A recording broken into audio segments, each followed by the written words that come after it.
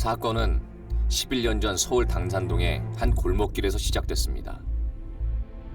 생일을 맞아 오랜만에 친구와 술을 마신 23살의 취업준비생 김진희 씨.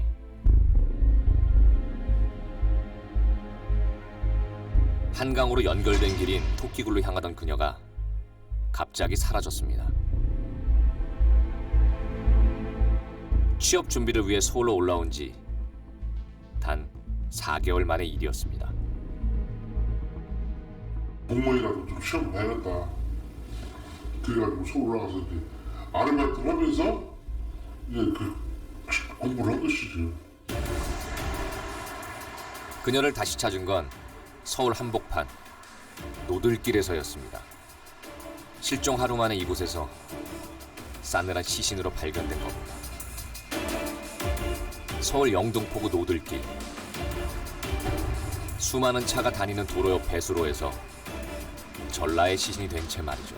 저도 이렇게까지는 처음 대해봤어요. 하는 원한에 의한 살인 또는 또 납치에 의한 살인이라도 이런 상태로는 자체를 유괴하지 않거든요. 시신의 모습은 어딘가 이상해 보였습니다. 마치 누군가 일부러 연출해 놓은 것처럼 자세는 몹시 부자연스러웠습니다. 두 손을 가슴 위에 가지런히 올려놓고 양 다리를 벌려놓은 모습이었습니다. 이것은 철저하게 전시 연출의 성격이 강하다라고 보는 거죠. 피해자의 사체를 나체를 만들어 놓고 거기에다가 연출하는 그런 형식의 그 사체 유기는 굉장히 보기 드문 그런 상황이죠. 평범한 23살의 그녀를 이토록 잔인하게 살해한 범인은 과연 누구일까?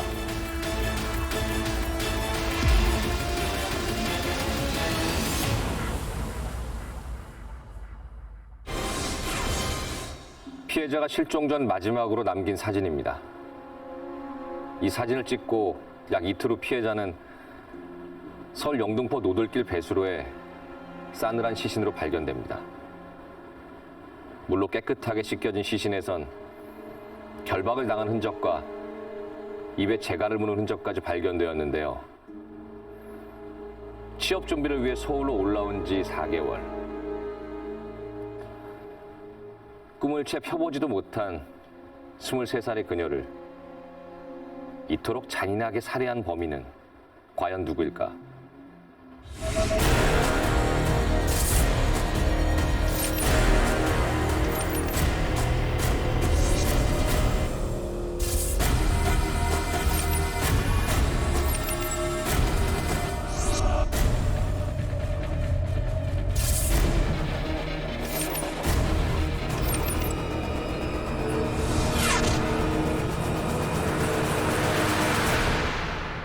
사건이 일어났던 2006년 7월, 그 시간으로 돌아가 보겠습니다.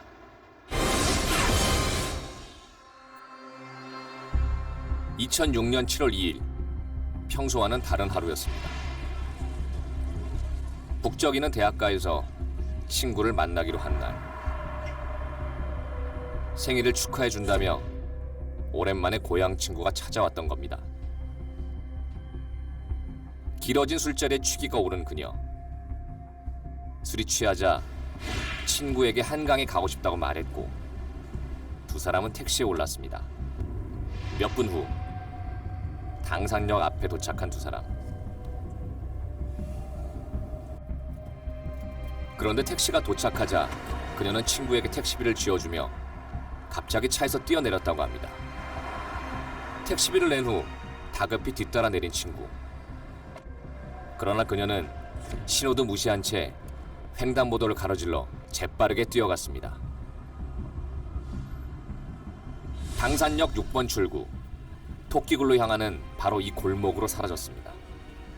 여기에는 이제 당시에 이 골목에는 깜깜했었고 여기까지 왔는데 일단은 피해자가 이 부분까지 뛰어왔는데 안 보인 거예요. 저 골목에서. 사라진 그녀를 따라 골목 안까지 뒤따라온 친구.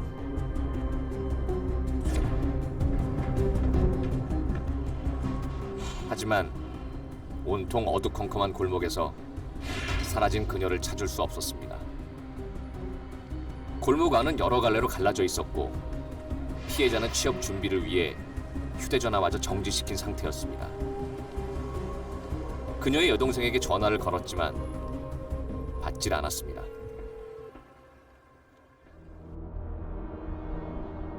그리고 그녀는 아침이 되어서도 모습을 드러내지 않았습니다.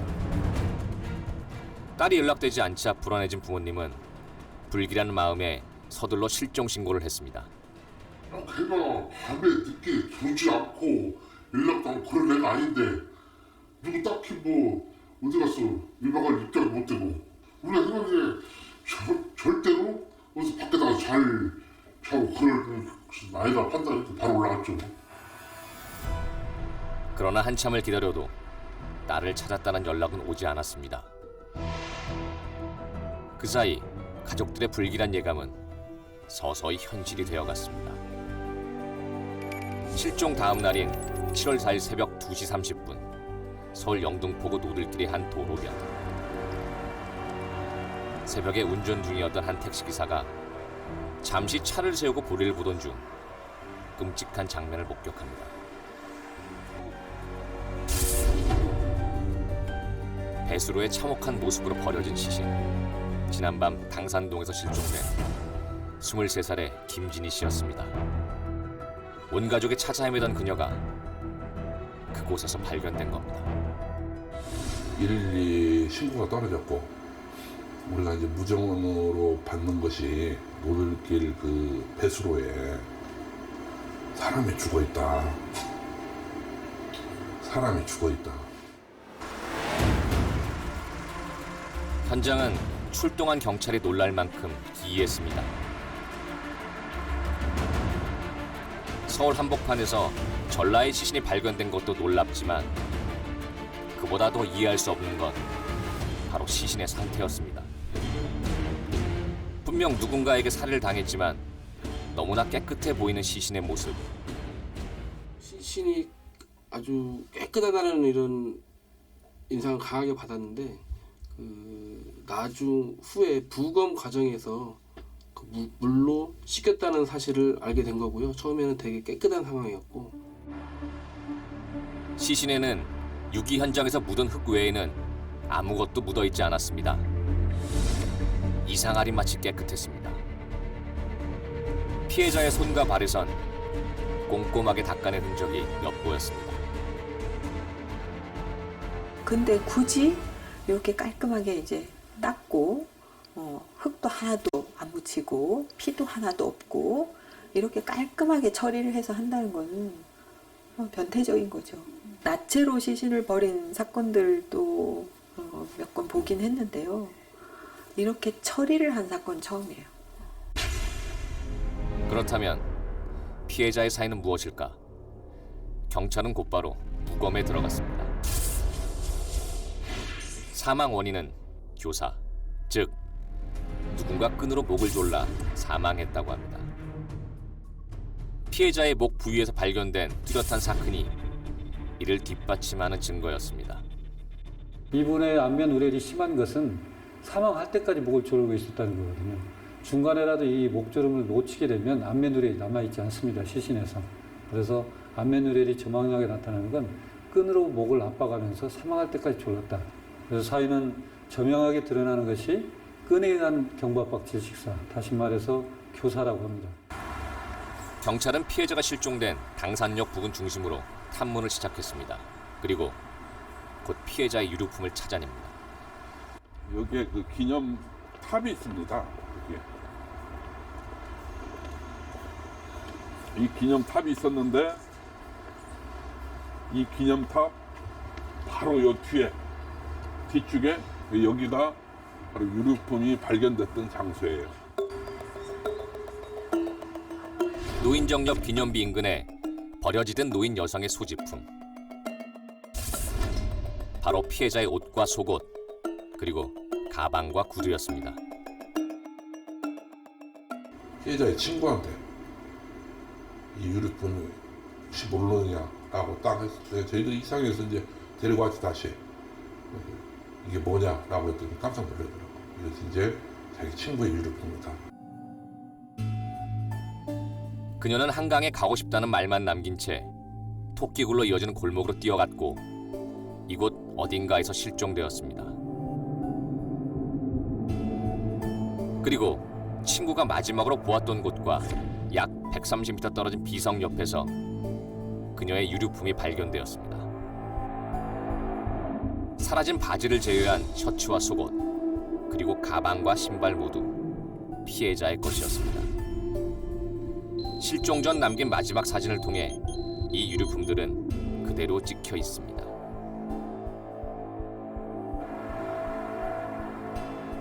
피해자는 이곳 어딘가에서 범인을 만났고 납치를 당한 것으로 추정되었습니다. 그렇다면 혹시 현장을 촬영한 CCTV는 없었을까? 그때는 CCTV가 없어서 여가 약간 집이 좀 그렇잖아요. 구옥이라. 여기 동네가 CCTV가 없어서 첫째 문제였고.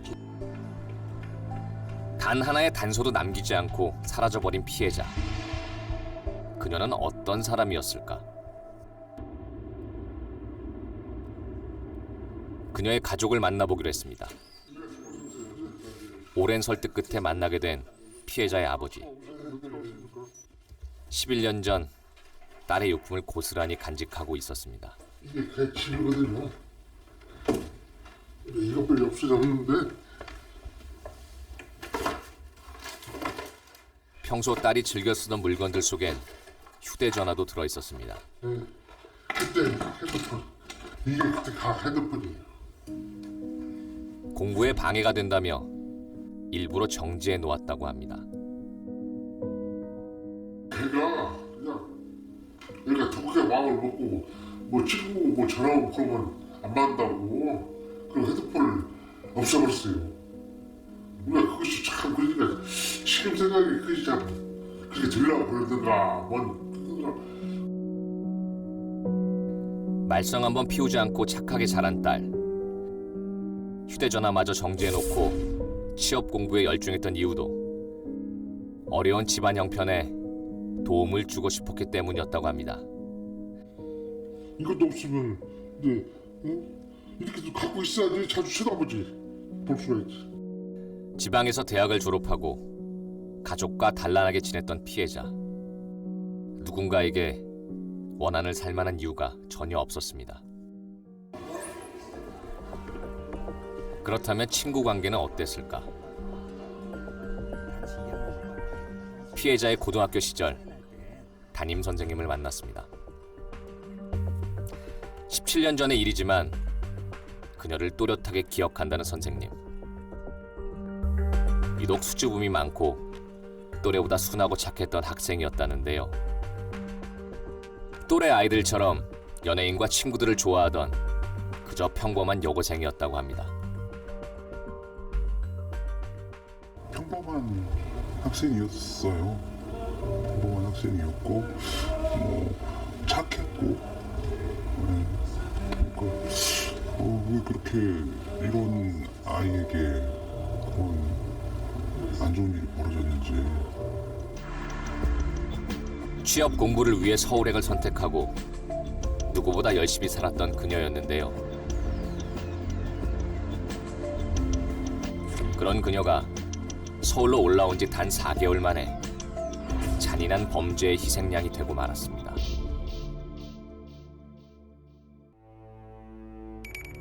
경찰은 다시 피해자가 실종된 당산동에 주목했습니다. 한강으로 통하는 토끼굴 앞에서 발견된 피해자 유류품. 그녀가 남긴 유일한 단서입니다. 경찰은 이 소지품에서 한 가지 의문점을 발견합니다. 범인은 왜 가방 속 고가의 물품을 그대로 둔 것일까?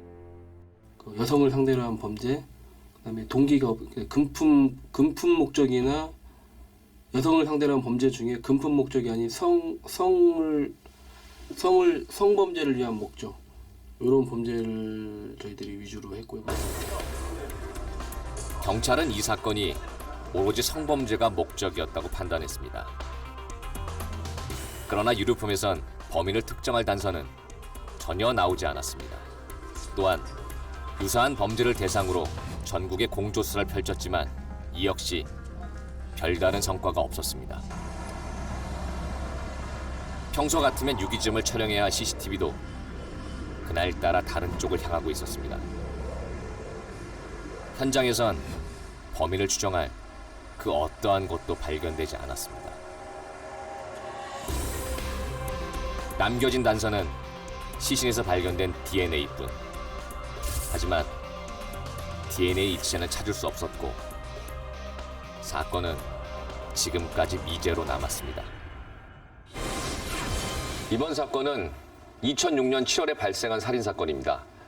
피해자의 시신이 발견된 장소가 바로 서울 영등포 노들길인데요. 정지일 경감님, 정확한 위치가 어떻게 되나요? 바로 이 장소인데요. 정확한 위치는 성산대교 남단에서 서울 강서구 화곡동에서 영등포로 진입하는 그 노들길 내의 배수로의 녹지대입니다. 바로 이 장소인데요. 그 피해자가 전라의 시신으로 그 목졸라 살해된 채 발견된 것입니다. 노들길이라는 자체가 위치가 매우 독특합니다. 그러니까 걸어서는 사실 접근하기 힘든 곳, 그리고 밤에는 가로등이 없어갖고 사실 엄청 어두워서 건장한 남자들도 사실은 혼자서 가기 힘든 곳인데요. 그런다고 미뤄봤을 때 일정 정도 그 부분에 으슥한 곳에 대한 경험치가 있는 그런 범인, 일정 정도 그런 어떤 범죄에 대한 두려움이 없는 그런 곳이 바로 노들길이라고 볼 수 있습니다. 근데 뭐 어두운 곳이고 뭐 외졌다고 할 수 있지만 사실은 노들길에서 조금만 벗어나면 굉장히 이게 한적하다고 할 수 없는 대도시입니다. 좀 범행 방법이 굉장히 막 충격적이지 않은가요? 이 장소를 이용했다는 것이? 매우 대범하죠. 네. 매우 대범하다라는 것은 사실 시체가 발견돼도 상관이 없는 거고 오히려 발견이 되면 봐라. 라는 어떤 메시지를 전달하고 있는 게 아닐까라는 생각이 좀 드는데 한번 더 살펴봐야 될 것 같아요. 그래서 역시 말씀하신 대로 초범이 아닐 것이다가 지금 더 유력한데요. 그렇다면 정지일 경감님, 당시 그 범인으로 보이는 용의자의 뭐 DNA가 발견됐나요? 당시 초동 수사 단계에서 피해자의 시신에서 DNA는 확보를 했고요. 또 그동안에 그 구축된 데이터베이스의 자료와 이 시신에서 발견된 DNA와 그 대조 작업을 했지만 아직까지는 일치자는 없었습니다. 광범위한 조사가 이루어졌고 또 DNA도 채취를 했지만 이 사건은 미궁에 빠져 있습니다. 경찰은 탐문 수사를 통해 어렵게 목격자를 찾았습니다. 그런데 이상한 점은 목격자들의 이야기가 모두 다르다는 점인데요. 과연 그들은 무엇을 보고 무슨 이야기를 했을까? 그들의 이야기를 들어보겠습니다.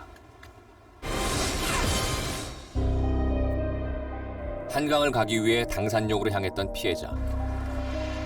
택시에서 내려 골목길로 뛰어간 후 사라져버린 피해자의 마지막 모습을 본 건 바로 함께 있던 친구였습니다. 서둘러 피해자를 뒤쫓아갔지만 어느샌가 그녀가 보이지 않았다고 합니다. 신호도 무시한 채 길을 건너던 그녀. 과연 어디로 가려던 걸까? 피해자가 택시에서 내려 뛰어간 방향으로 볼 때 그녀는 한강으로 연결되는 토끼구를 향해 간 것으로 추정됩니다. 한참을 찾아 헤매던 친구는 어느 건물 안 계단에 앉아있는 피해자를 발견했습니다. 함께 가자고 했지만 혼자 있고 싶다며 먼저 가달라고 했다는데요. 친구는 피해자의 동생에게 전화를 걸었고 그 사이 그녀는 또다시 어디론가 뛰어가 버립니다. 그날 밤 끝내 그녀를 찾을 수 없었다고 합니다.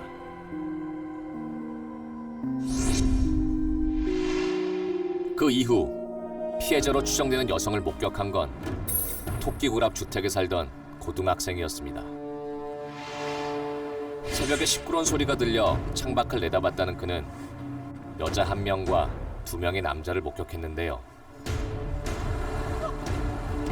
토끼굴 앞에서 남자들이 한 여성을 억지로 끌고 가려고 했고 그로 인해 다투는 듯 보였다고 진술했습니다. 그로부터 2시간 후인 새벽 4시경 피해자로 추정되는 여성을 본 또 한 명의 목격자가 등장합니다. 바로 당산역 4번 출구 앞에서 근무를 하던 환경미화원이었습니다. 그는 상체가 알몸인 여자가 가슴을 가린 채 길 건너편으로 뛰어가는 모습을 목격했는데요. 피해자의 유류품 발견 장소와 친구가 마지막으로 그녀를 보았던 시간을 고려할 때 두 사람이 목격한 사람은 피해자일 가능성이 높아 보입니다.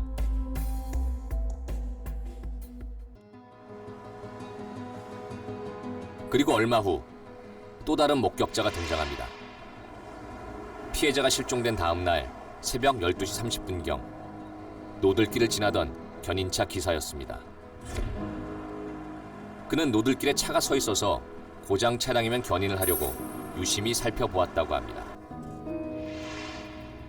차량 안에 있던 남자와 녹지대 쪽을 서성이는 남자가 대화를 나누고 있었다고 했습니다.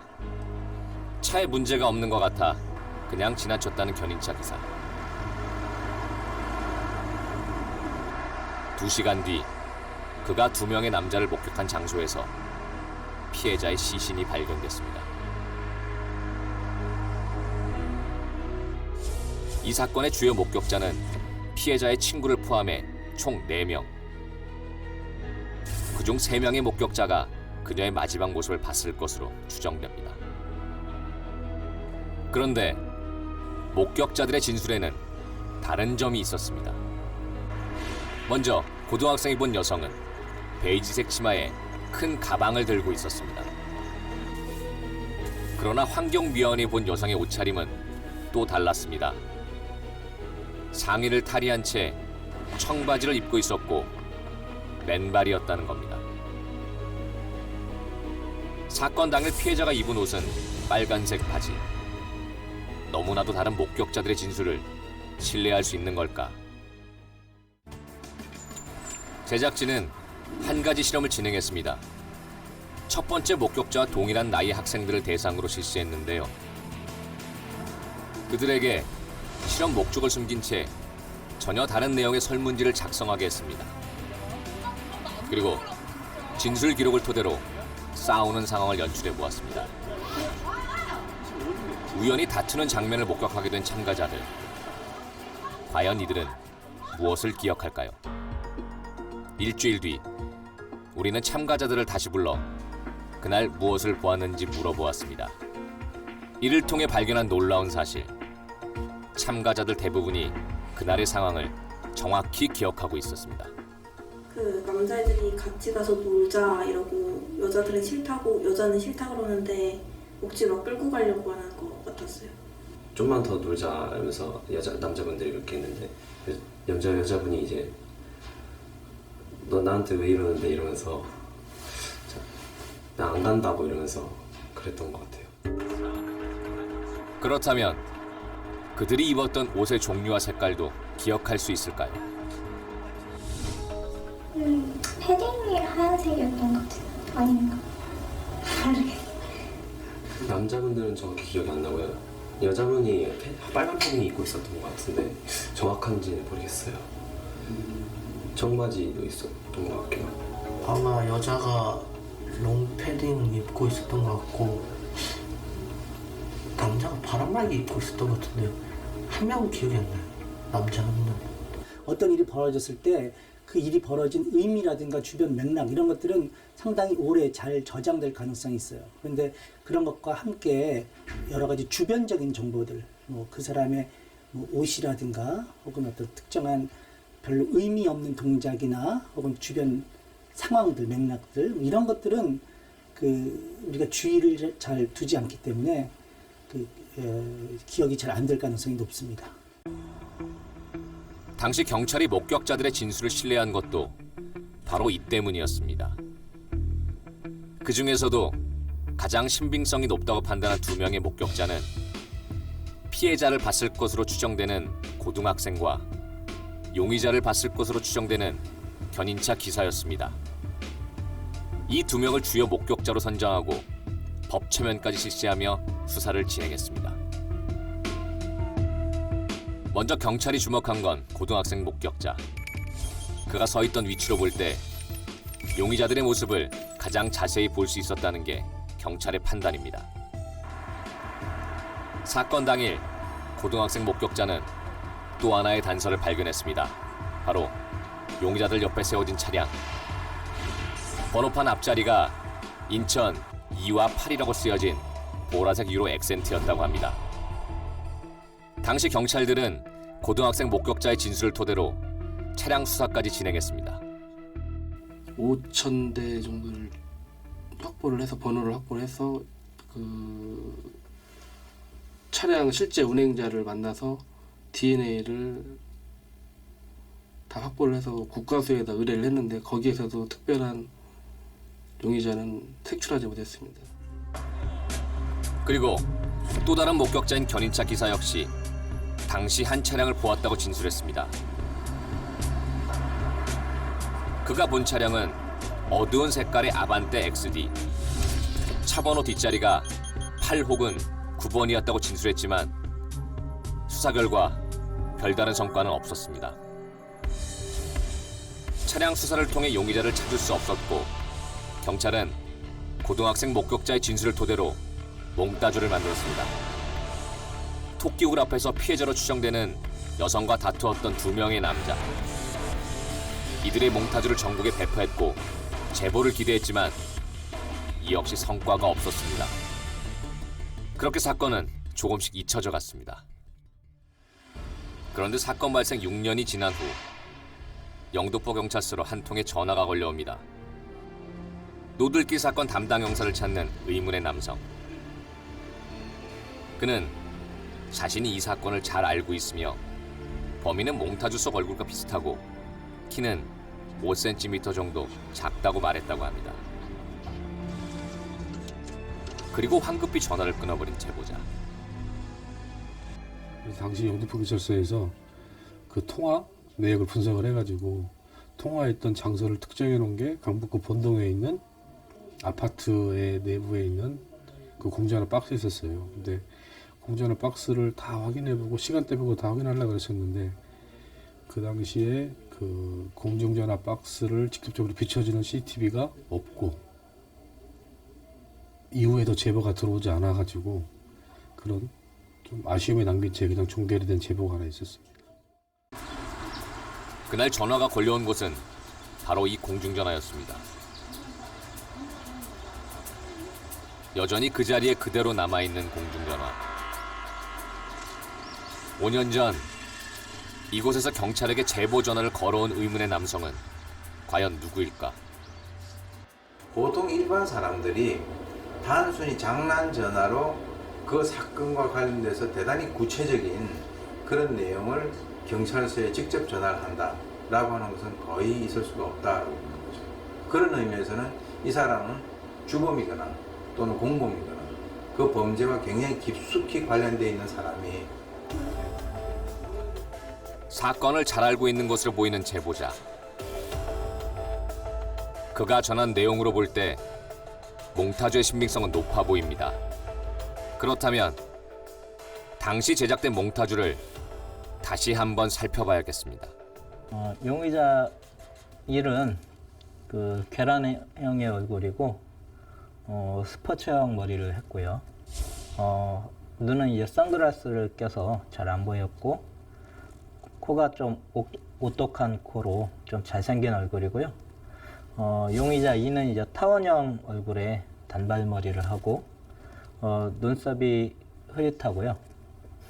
눈이 좀 동그랗게 뜨고 있고 코가 좀 못생기고 입이 좀 튀어나온 형이라고 합니다. 10년이 지난 현재 과연 용의자들은 어떤 모습으로 변했을까? 우리는 몽타주 변환 프로그램을 통해 예측해보기로 했습니다. 지금 보시는 이 몽타주가 11년 전 노들길 살인 사건의 용의자들을 과학적으로 재추정한 모습입니다.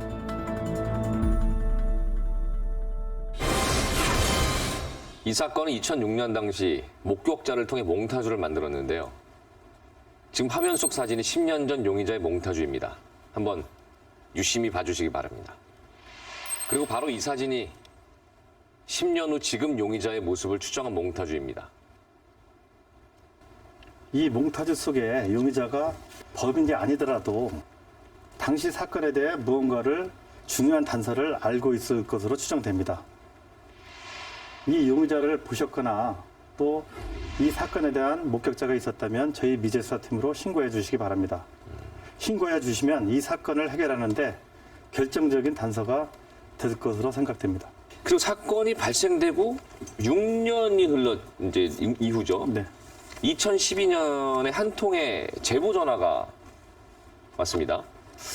지금 이제 제보 내용이 지금 여기 이제 화면에 떴는데 어떻게 생각하십니까? 좀 신빙성이 있는 제보라고 생각하십니까? 사건 알고 있는 사람이죠. 정확하게 담당 형사를 찾고 있고요. 그리고 사실 6년이나 흐른 사건을 본인이 아무것도 모르는 상황에서 굳이 개입할 필요가 없다고 저는 생각이 들거든요.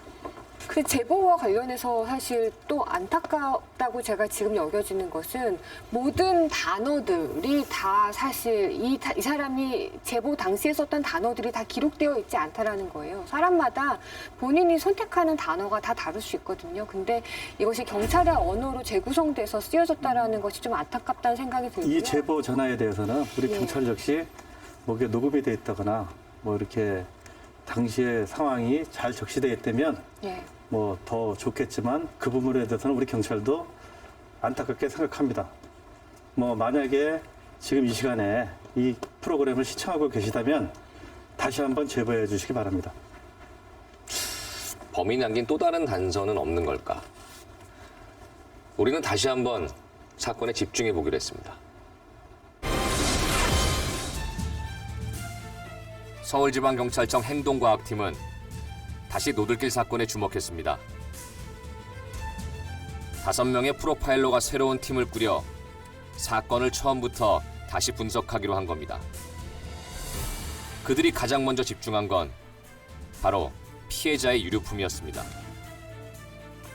오랜 분석 끝에 그들은 유류품에서 단서를 하나 발견해냈는데요. 곧바로 현장 분석을 시작한 행동과학팀은 한 가지 가능성을 제시했습니다. 이곳이 바로 범행의 시작점일지도 모른다는 겁니다. 발견 당시 피해자의 위독과 속옷이 누군가 위로 잡아당긴 듯 한꺼번에 벗겨져 있던 것도 그 때문이라고 했습니다. 그리고 구두굽의 묻힌 흙이 비석 주변의 흙과 동일한 것으로 볼 때 피해자는 분명 이곳에서 어떤 일을 당한 것으로 추정된다는 겁니다. 비석의 그때 당시의 현장 사진을 보면 비석 뒤편의 풀이 확연히 옆이나 비석 앞쪽의 풀에 비해서 눕혀져 있습니다. 그런 걸 봤을 때 분명히 비석 뒤에서 뭐 풀이 넓은 면적으로 눌려질 정도의 무슨 일이 있었다 이렇게 보여지는 거죠.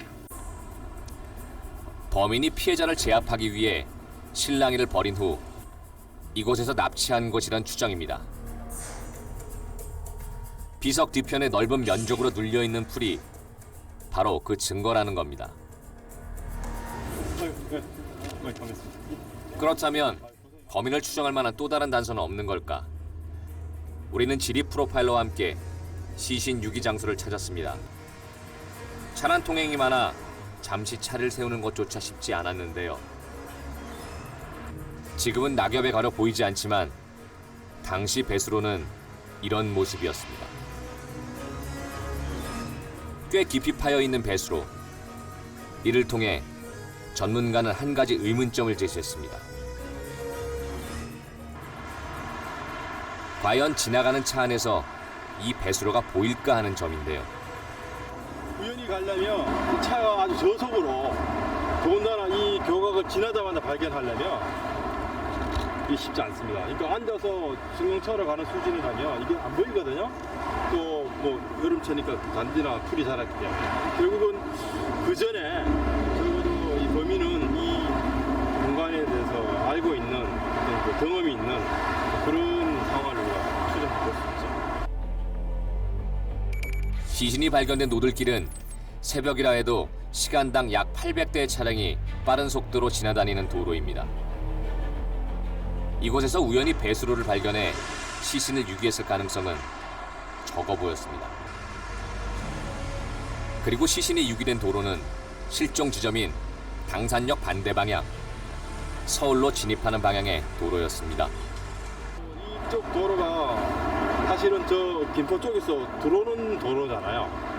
근데 사실은 범행 장소로 수정되는 그 당산역 부근하고 방향이 반대란 말이에요. 그럼 결국 이 주변 도로를 또 유턴을 하든 몇 바퀴 돌든지 이 반대편 쪽의 어떤 도로의 상황까지도 이제 파악하고 있는 그런 운전자라고 볼 수 있습니다. 왕복 4차선 도로의 노들길은 김포에서 오는 공항대로와 바로 이어져 있습니다. 그렇다면 범인은 이곳 당산동에서 피해자를 납치한 후 외곽으로 이동했던 건 아닐까요? 그러나 유기 현장에선 범행 장소를 추정할 만한 특별한 단서가 나오진 않았습니다. 범인이 남긴 유일한 증거는 오로지 시신밖에 없는 상황. 우리는 다시 한번 시신에 집중했고 이를 통해 이상한 점을 발견했습니다. 친구의 진술에 의하면 실종 전 피해자는 몸이 비틀거릴 정도로 취해 있었습니다. 그러나 피해자의 시신에선 술을 마신 흔적은 물론 위장에 남겨진 음식물도 없었습니다. 마지막으로 목격된 후에 한두 시간 이내에 사망했다. 이렇다면 혈중 알코올 농도가 0.2%가 돼야 됩니다. 그런데 이분은 0%가 나온 거예요.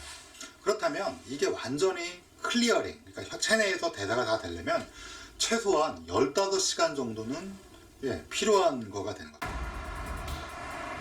범인은 피해자를 납치한 후 최소 15시간 이상 살려두었다는 뜻입니다. 이는 당시 시신의 온도에서도 알 수 있었습니다. 2006년 7월 4일 새벽 2시 30분, 그날의 기온은 약 27도. 발견 당시 시신의 온도는 34.9도였습니다.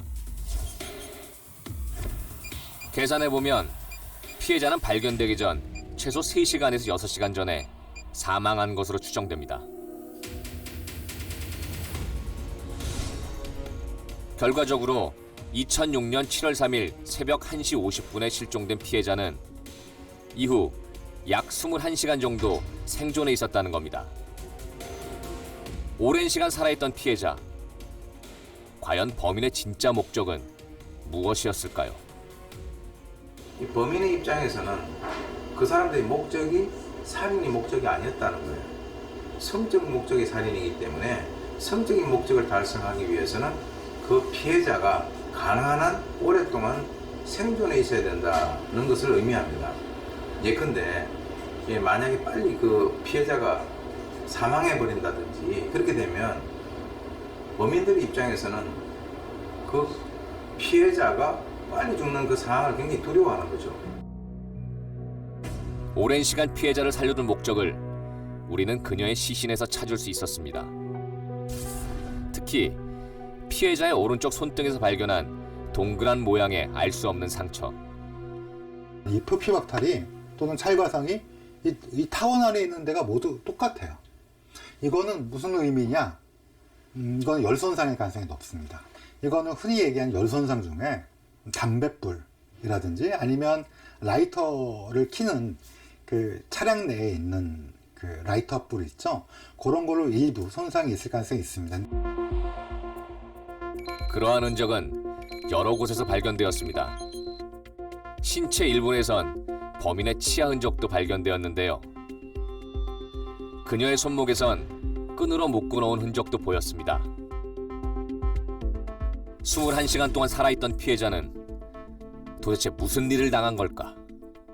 피해자의 자세는 아마도 한거불능의 자세, 손에 묶였던지 어찌되었든 약을 먹인 흔적은 없기 때문에 저항을 못하게 하는 어떤 자세를 취하게 됐고 아마도 굉장한 공포감에 어떤 분위기라든지 이런 것들을 조성했을 걸로 보입니다. 고문 후 살해를 당한 피해자는 깊이 파인 배수로에 유기됐습니다. 그리고 신체 일부에선 휴지가 발견됐습니다. 염을 하는 것 같지 않아요? 그죠? 염을 하는 것과 비슷한 행동이고, 이렇게 이제 버린 위치도, 그러니까 마치 이제 뭐 관은 아니지만 이렇게 움푹 파여진 곳에 갖다 묻는 것처럼 버리는 거죠. 그러니까 일종의 이제 나름은 이제 사망한 피해자를 이렇게 닦고 뭐 염하듯이 이제 휴지를 그다음에 갖다 버린 거죠. 범행은 물론 시신을 유기하는 방법까지 너무나 가학적인 범인의 유형. 그를 찾을 만한 또 다른 단서는 없는 걸까? 우리는 대검찰청 진술 분석을 담당했던 전문가를 찾았습니다. 유일하게 남아있는 목격자들의 진술에서 혹시나 놓친 건 없는 건지 다시 한번 살펴보기로 했습니다. 전문가는 고등학생 목격자의 진술에서 범인을 추정할 만한 새로운 특징을 찾아냈습니다. 바로 용의자의 특이한 말투였는데요. 이 용의자들이 통화를 하면서 인천이라는 말을 썼다라는 거, 그리고 약간 성적인 농담을 해가면서 뭐 치마 속 남자 있는 사람한테, 그리고 표현을 인천이라고 호칭을 하면서 인천 너 섹시다, 아니 너 치마 속여서 잘 간수해라, 이런 대화 내용들이 나타나거든요. 그러면 이 두 사람 중에 한 사람이 누군가를 한 명의 용의자로 추정된 사람을 부를 때는 야 인천 이렇게 불렀을 개연성이 있다라는 거. 그 다음에 남자들 간에 이제 비속어적인 농담을 하면서 욕설을 하긴 하지만 인천 니 섹시다 라던가 아니면 니 치마 속이나 잘 간수해라는 표현들은 굉장히 일반적인 내용들은 아니거든요. 용의자는 독특한 성적 농담을 즐기며 사람을 이름 대신 지역명으로 부르는 언어 습관을 가지고 있다고 합니다. 그리고 또 하나, 목격자가 본 차량의 모습에도 특징이 있었습니다. 스포츠 차량 같은 덮개와 번쩍이는 등이 달린 용의 차량. 2006년 당시 이런 차량은 주로 어떤 사람들이 이용했을까? 경찰은 전문가를 찾았습니다. 15년간 튜닝 업체를 운영한 전문가와 함께 비슷한 차량을 찾아왔습니다. 그리고 한 가지 단서를 발견했는데요. 지금 뒷모습이 약간 떠서 가운데 LED 불빛이 나오는 그런 액센트. 네. 아반떼, 엑센트 뭐 이런 차들이 좀 많았고요. 거의 아반떼 아니면 엑센트였어요. 엑센트 같은 경우는 차가 받는 대로 나가는 차였어요. 그때 당시에는 가볍고 조금 돈이 없어도 뭐 그걸 이렇게 약간만 개인 할부를 하면은 할 수가 있는 차였기 때문에. 빠른 속도를 즐길 수 있는 소형 차량. 이런 차는 주로 20대 초반의 차량 폭주족들이 이용한다고 했습니다. 실종 지점인 당산동 토끼굴은 차량 폭주족과 어떤 관계가 있는 걸까? 2006년은 주로 소형 차량을 이용한 폭주족들이 많았다고 합니다. 대부분 인터넷 동호회를 통해 활동했던 그들은 한강 근처에 모여 이동했습니다.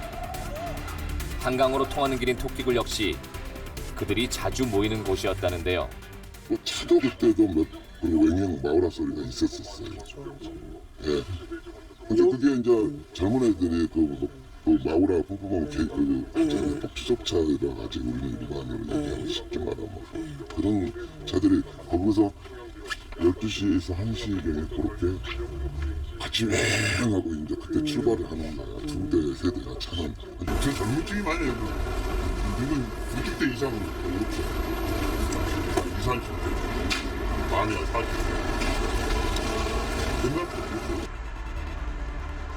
우리는 당시 차량 폭주족으로 활동했던 사람을 만나 구체적인 이야기를 들을 수 있었습니다. 만약 10대가 나온다고 하면 그 중에 한두 대는 꼭 약간 그런 양아치들이 있었어요. 주변에 있는 여자들을 보고 어떻게 해볼까 해서 나오는 친구들도 있었거든요. 달리기 편해서 거기를 많이 모였던 거고 직결지압이 거긴데 그 들어가는 길을 정확하게 아는 애들만 거기 들어가서 또 거기서 놀다가 나오고. 토끼굴 앞에서 피해자로 추정되는 여성과 실랑이를 벌인 2명의 용의자가 폭주족일 가능성이 있다는 겁니다. 또한 이름 대신 지역명으로 사람을 부르는 것도 폭주족의 특징 중 하나라고 합니다.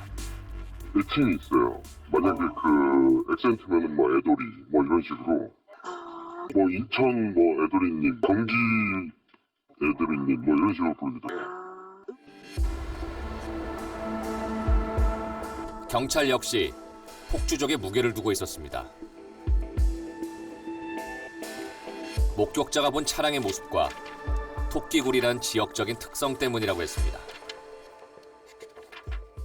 그 당시 엑센트 차가 그 차를 좋아하는 사람들이 많이 운행하는 차다 보니까 스포일러는 기본적으로 있고 그 차 밑에 불빛이 쏴져 있을 때 뭐 야광 같이 보라색 불빛이 있다는 내용이 있어요. 그래서 그 시간대에 그 정도 차를 타고 다닌다 그러면은 여의도에서 많이 활동하는 폭주족들이 아니었을까라는 생각이 많이 들고, 그 다음 날 그 너돌길 배슬에서 발견된 차량은 아반떼 차량이라서, 물론 범인이 2인 이상이니까 납치할 때는 엑센트, 유기할 때는 아반떼 차량을 이용하지 않았을까. 2006년 보라색 유로 엑센트와 어두운 색의 아반떼 XD를 소지한 사람 중 몽타주 속 얼굴과 비슷한 사람을 알고 계시다면 제보해 주시기 바랍니다.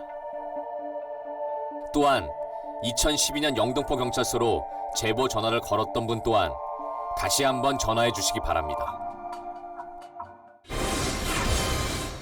10년 전 23살의 취업 준비생을 잔인하게 살해한 이 사건은 여전히 미제 사건으로 남아 있습니다. 여러분의 작은 관심이 사건을 해결하는 중요한 열쇠가 될 것입니다. 단 하나의 미제 사건도 없는 그날까지 저희 미제 사건 전담만 끝까지 간다는, 끝까지 파헤쳐 반드시 잡을 수 있도록 추적의 끈을 놓지 않겠습니다.